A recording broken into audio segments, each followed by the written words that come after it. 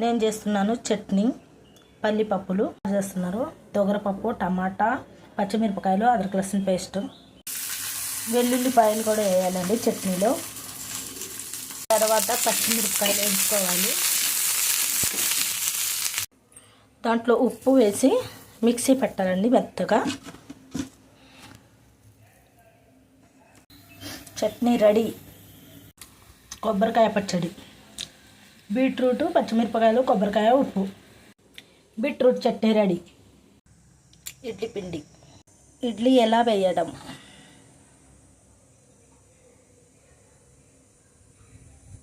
ఇడ్లీ ఎలా పెట్టడం.